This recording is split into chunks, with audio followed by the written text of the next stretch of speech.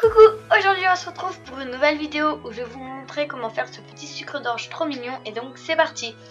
On va commencer avec le matériel. Vous aurez besoin d'un scalpel ou d'une lame, la lame est plus utile, d'un piton ou d'un clou à œil, c'est comme vous voulez, et de pâte fimo de votre choix. Moi j'ai écrit ma liste.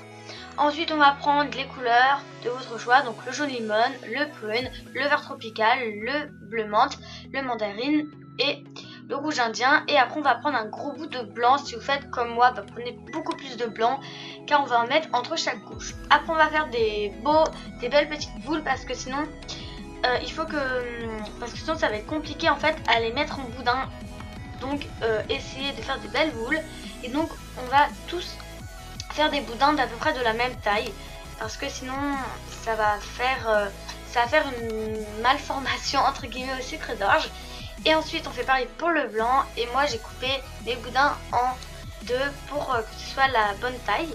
Et après on va prendre de la pâte sale, mais de la pâte d'une même couleur en fait qui est sale parce que ça va être à l'intérieur, ça va se voir un tout petit peu et donc c'est pour ça qu'on peut pas prendre de la pâte beurre. Après on va découper de la longueur qu'on souhaite et de la grosseur qu'on souhaite en fonction de vos boudins, de la longueur de vos boudins.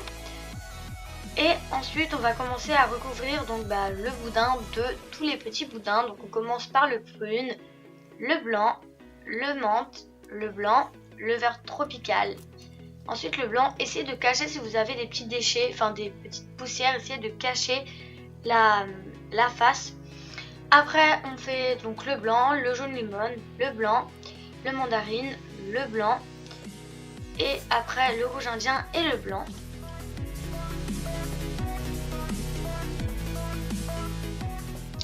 Et voilà, donc moi donc là on roule et après moi j'aime bien couper les extrémités maintenant.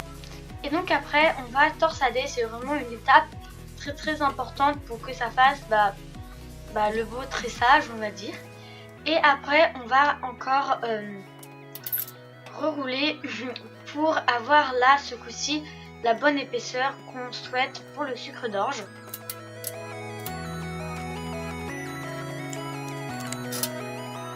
Et donc après on forme le sucre d'orge, donc voilà, je vous montre l'intérieur, c'est pour ça qu'il faut une pâte d'une belle couleur on va dire